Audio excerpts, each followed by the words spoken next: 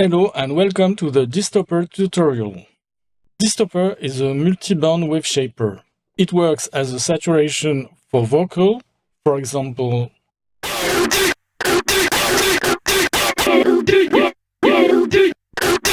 but it can also be subtle and not completely destroy the voice. I feel you. I feel you. Without, I feel you.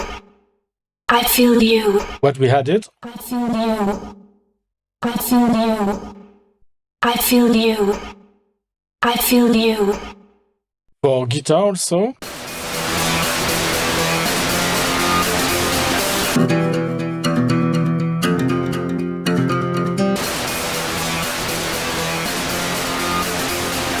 but you can do very different kind of distortion.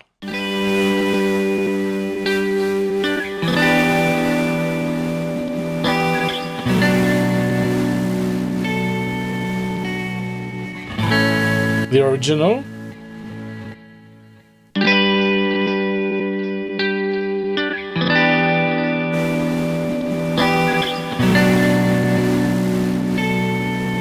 and to the max,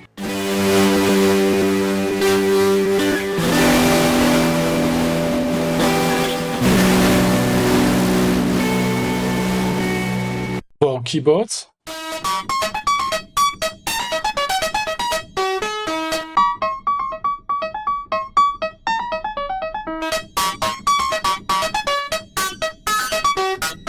for bass,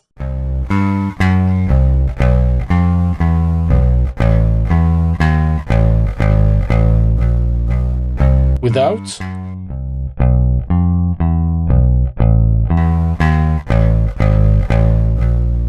it can also be used as a monosynth,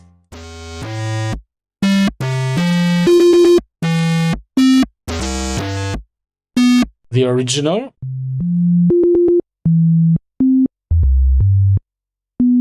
you can also do sound design on drums.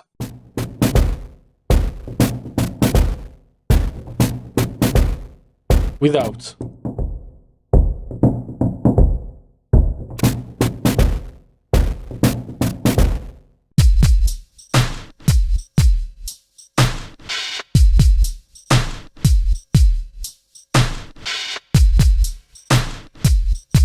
What we added,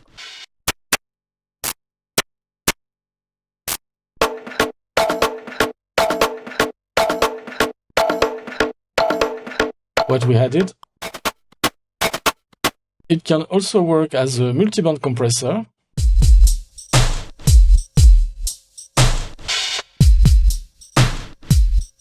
and also as an EQ.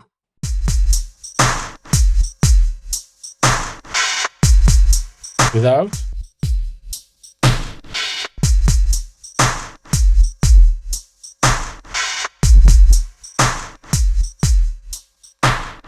and it's free if you have a Reaktor, because it's a plugin made in Reaktor. So if you like this plugin, I recommend that you subscribe to my channel so that you know when there will be new plugin release or updates, and also, because I'm not a YouTuber and I have no intention of becoming one, press the notification bell so you will know when there is something new on this channel. I know that I plan to release other plugins during this month. This plugin is free, so I set up a TP in case you want to support me and want me to create more plugins in the future. The link will be in the description, I hope, because it's my first video. You can find this plugin in the native instrument Reaktor user library. I will put the link below. In case it does not work, you can just go to the Reaktor user library and search for Distortion.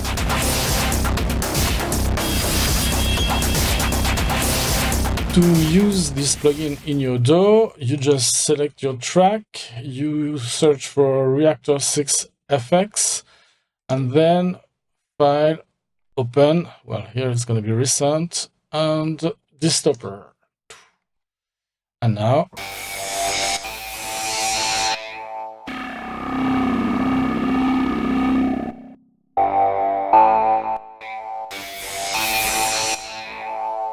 it works.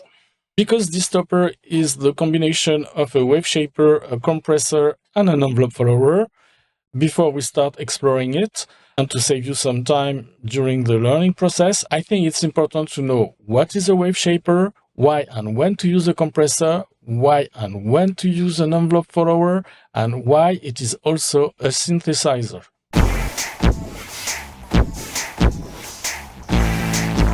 This is a waveshaper. You input the sound in X and it outputs the Y value. And here, because it's a straight line, it does nothing. And with a waveshaper, a saturation is just an S shape. Note here that you can choose the amount of distortion.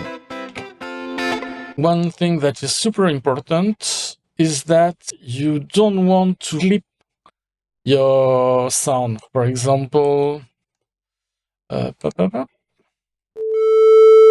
you see, if it goes over -1 + 1, then it clips digitally. Now let's take this shape. It's an S shape, but less steep than the one before. And we can see here that we only got saturation for the high level, and it doesn't react at low level. So basically, this is an overdrive. But maybe we want to have that saturation even at low level. So we need to use a compressor so that we can have the full saturation. And then we need to apply an envelope follower that will capture the volume and apply it after the waveshaper. And this way,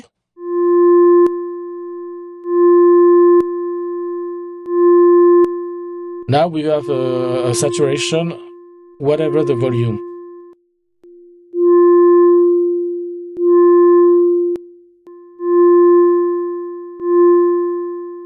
If we've got this kind of shape, we can see that even at low volume, it's -1 + 1.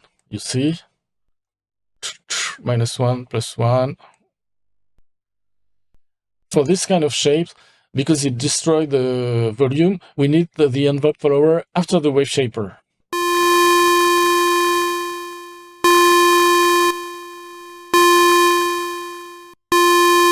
Without.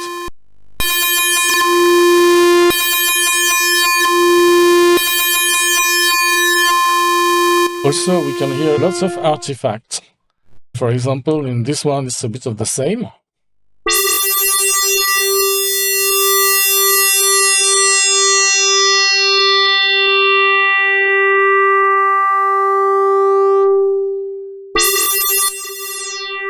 We have an artifact at the beginning, and then we have a sweep.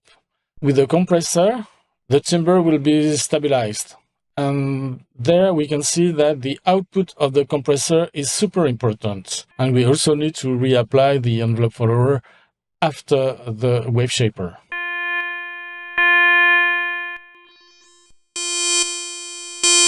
The output of the compressor is super important. And now we might like this sound, but we can't do an overdrive with it because it's always saturated because of the compressor.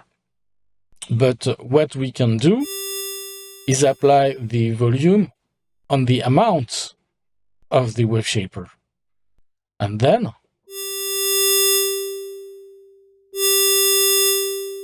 now we have an overdrive. So now we saw why we need a compressor, basically to stabilize the timbre of the waveshaper, or if we want a saturation on the full range of the volume. We saw that with an envelope follower, we can reapply it after the waveshaper. And if we apply the envelope follower on the amount of the waveshaper, then we can do an overdrive. As to why it is also a monosynth, well, if we take a waveform that is a sawtooth, basically what it's going to do, it's just going to read the shape.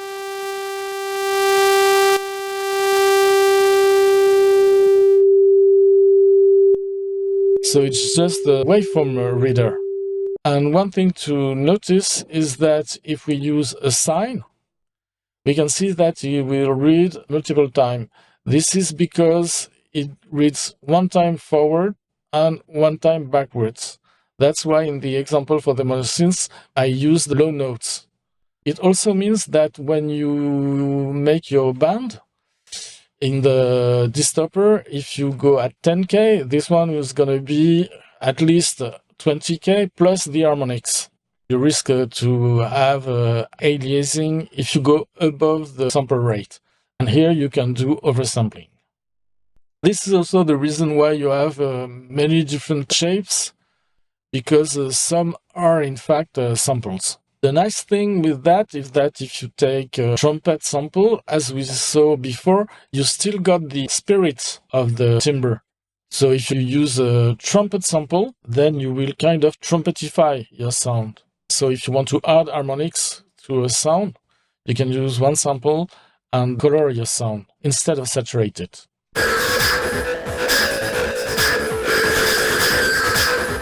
Back to distortion. Here we have the input gain. Here we have the band extractor, the waveshaper, the compressor. Here it's to level match the wet signal with the input signal. Here it's a way of mixing the dry and wet, and here it's your classic dry-wet mix. In the B view, we have 5 envelope follower.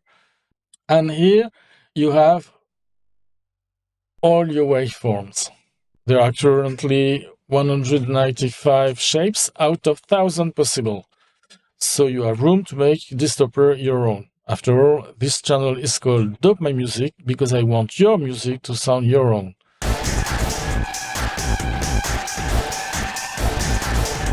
To create your own shape, you have tools at your disposal. If you click on the panel set here, you have basic and you have advanced. Advanced, you can see that you have now new instruments. So you can select, you click here to open, and there it's called storage, and you have a saxophone, male voice, female horn, clarinet, you've got a vowel. So for example, if you want to copy this one to distortion, you just double click on it, right click, copy data. There you go to an empty slot, double click, paste data, and you're good to go. But one thing to notice is that now the negative part will give you a positive result. And when you're going to mix the wet and dry signal, you risk a phase cancellation. So one of the workaround this is to right click, process mirror X. Now you have more negative value on the negative and positive value on the positive. Another way to do that is to use Ultramixer. Basically, Ultramixer is a calculator, and you can have up to 5 waveforms, and you can mix them, multiply them, set them to a power of a reel, set them to the power of another waveform. You can filter them, and now it's muted to save CPU. So you go there, you unmute it, and now copy, paste, and the volume is set to 1. So it's the same. You set it to -1, -1, and now it has been flipped. You just have to copy and paste on distortion. And also here there are other shapes. So for example, if you have this kind of shapes, which is in the range 0, 1, because it was not meant to be a waveform at the beginning, you just have to copy, paste, be sure that you're on 1 to not change the polarity, and just normalize. And now your waveform is in the range -1 + 1. You just have to double click, copy, go there, and paste. Here you have a mini distortion with just the band extractor and the compressor. So if you mute distortion, you can listen to the result directly here. Don't forget to mute it once it's used. Okay. The next one is math. This one is very powerful if you know a bit of math. You have to unmute it also. And you go to function, show in structure, and you arrive directly where it matters. And there you can take the empty macro, control click to duplicate, connect to out, and double click to go inside. And now you have your parameter x, ax, bx, cx, dx, and a, b, c, d that are constant. Double click to get out. There are already functions. This one, FM4L, is an FM generator with 4 harmonics, and you can rearrange them the way you want. Positive, negative function. This one you can set a function for the negative part, a function for the positive part. Doors. Also, this one you've got a function for the inner part of the shaper, the outer part of the shaper, and the way they fade from one to the other. Once you have programmed your function, you can come back, and here we see this is the origin, and this is the range. You have AX with a phase, BX, CX, DX. The way it reads is that unity is the unit. So this one is 14.1, and this is minus 14.1. This is 15.1, 15, minus 25, and 25. And these are just a constant A, B, C, D. Here you have the normalize. And you have a precision write to write it slowly so that you do not lose anything. Sometimes you have to press a write or precision write to put the phase back. Square it, just squarify the function. And sample filter and mute. For this one, you just drop your sample here, and then you can explore the starting point and the length of your sample. And you just normalize to be sure, press right, and then copy and paste. Okay. And we can go back to the basic.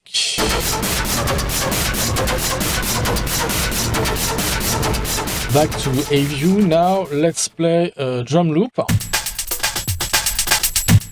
And if we go in full wet, we have nothing because all the bands are off. This is the on-off button, and it is there to help you save CPU. If you don't use the band, you can turn it off. Now, we need to inject some sound inside. And we see that if we go in the red here, it will digitally clip.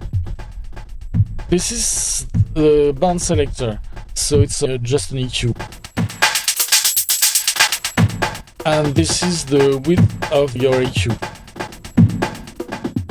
One thing that is interesting to notice is that if we go to full, it goes into self-resonance. So basically you can do feedbacks with your saturation, and the feedback will be tuned because this does not work in frequency, it works in MIDI notes. And to fine-tune, you have to shift-click. And in shift-click, you go in fine-tune mode. Well, I can see that I'm going the red. Okay, now I can put a simple saturation. But I can explore if I want a new shape. So shift click, because this one can go up to 1000. So with a shift, it's easier to go through every shapes.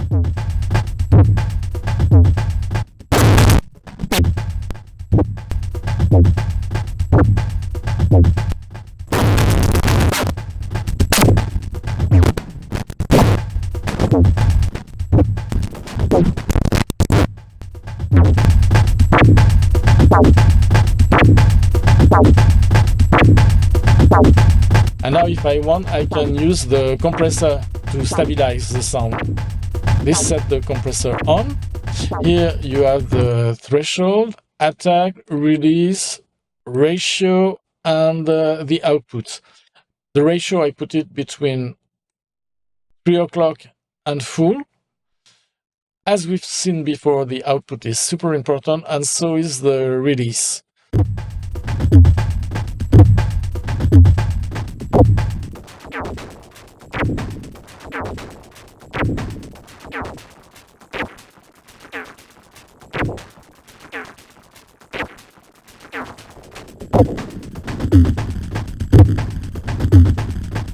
And now maybe you want to use the envelope follower, so you can apply it to the makeup gain, which is the output volume of the waveshaper, and up, or you can apply it to the amount of the shape you want. We go there. Sometimes there is a bug when you switch between the two, and the envelope follower stops working. You just have to go to B and press here. This is the on-off. As you can see, you don't see it anymore. This is the speed of the oscillator. It's in beat, and it's set to 4 because usually your measure is 4 beat. This is to select the type of signal you want between the normal signal or the compressed one. Now it's much lower because the output is lower. Here it sets the parameters for all the envelope follower. For example, peak RMS. Now you see everything is in RMS. This one is everything is in peak. Now back to our channel. So peak RMS release is just a way of controlling the decay. Smooth is super important because it smooths the shape. Usually I turn it to the left, to the maximum, before it becomes too edgy. You see now it's a bit too here. There it's good. Level works with a curve. Curve to show you how curves work. So imagine that your signal at the output of the envelope follower is this kind of shape. Okay, that's the attack, that's the release. If you use the curve, on the left, it will go like this. So you can see that the duration has not changed, but the attack is faster and the decay is slower, but steeper at the end. And if you turn curve on the right, you can see that there is a delay in the attack, but it is faster. And also, the decay is much faster. For example, here at 50%, it's already gone. And this is interesting because if we go here,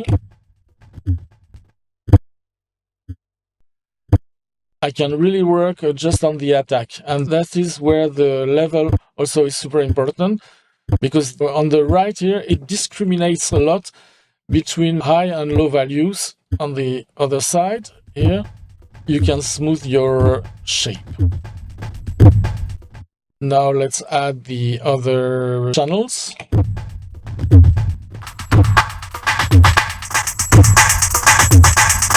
This is the general amount.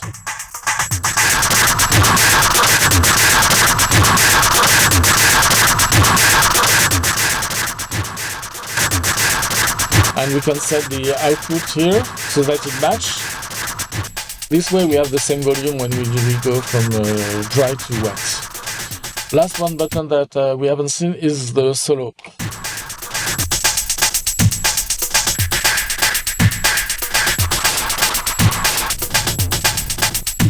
This will solo each band. One thing that is important is that the view meter here shows you the volume before entering the waveshaper. It means that if the compressor is off, you just see the level with the fader, and if the compressor is on, you see the output of the compressor. And this is to be sure that you do not click. And to unsolo a channel, you just click unsolo. And now we've got everything back. When this knob is green, it means that you work in stereo. And if you press it, you see that half the channel are cut and you are in mono. Right, left, flip the left channel and right channel of the wet signal. And this is useful if you are in a full wet for a guitar, for example. So to look at this part now, which is the randomize, we are going to look at the guitar. It was meant for a guitar, but you can use it everywhere. When you want to record a guitar in studio, usually what you do is that you use two different types of mics on the same amp, and then you pan it one left and one to the right. Or you use two amps and then you pan them one to the left, one to the right. Here, what we are going to do is to use two pedal effects, but with slightly different settings. And this is where randomize come into action. So you have 4 parameters that you can randomize. You have drive, makeup, amount, and compressor. This sets the amount of randomization you want. This will randomize each parameter individually, and this will randomize everything. Let's try to randomize the effect on the guitar.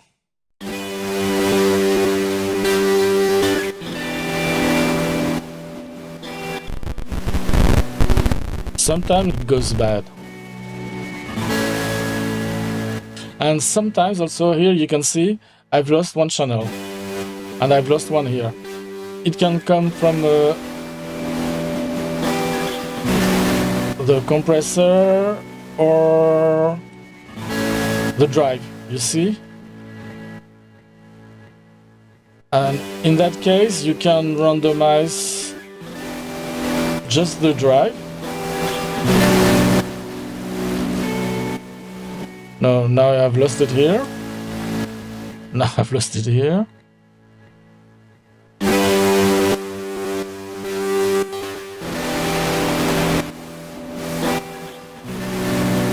This randomized section is also interesting if you are using distortion on a voice, because you're not going to put a big amount of it, but you can create this way a full stereo.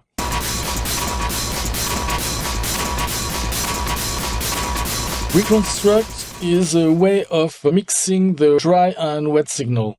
When EQ is off, if you've done a band at plus 6 dB at 1K and you've used the compressor, it will subtract from the dry signal the same signal that you've created before the waveshaper, and then it will mix it with the wet signal. If you use EQ, if you've done 6 dB at 1K, it will add an equalizer on the dry signal that will be minus 6 dB at 1K with the same Q, and then it will mix it with the wet signal.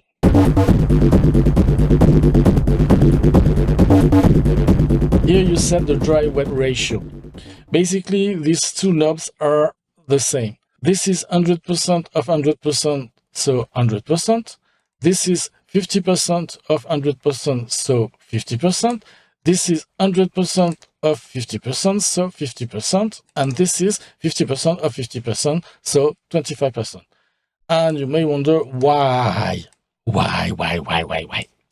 Well, the reason is simple. Let's say for this one you have 10 position. So when this one is set at 100%, your precision here will be of 10%. But if this one is set at 1%, then the precision of this one will be 0.1%. It means that the less you need your saturation, the finer the result. And that is important because on a voice, you usually need a tiny amount of saturation, so you can fine-tune it here. The way I use it is that I usually set one at 100% and then I set to the maximum amount I want, and then I can fine-tune again. And this is a knob that I call El Doctore. This one, you can go in full wet. So you can now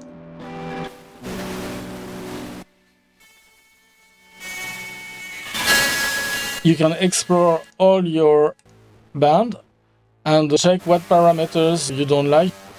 Either you change it directly,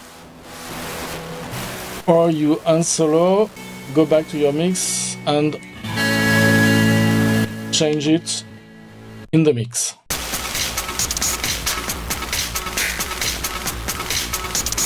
So now that you have your preset, you can store it.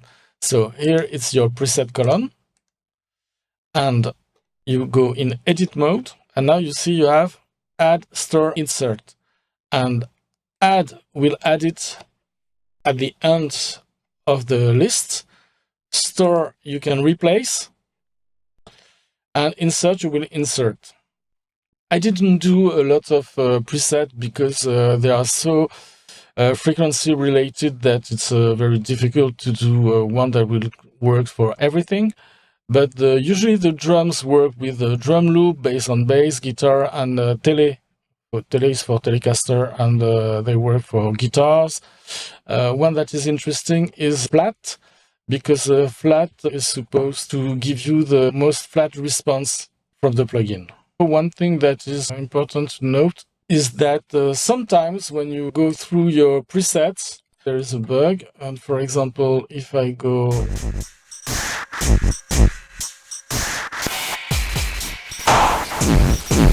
Here I see that it's not working, and it should. So you just have to put the on-off. You click on-off here and it will come back.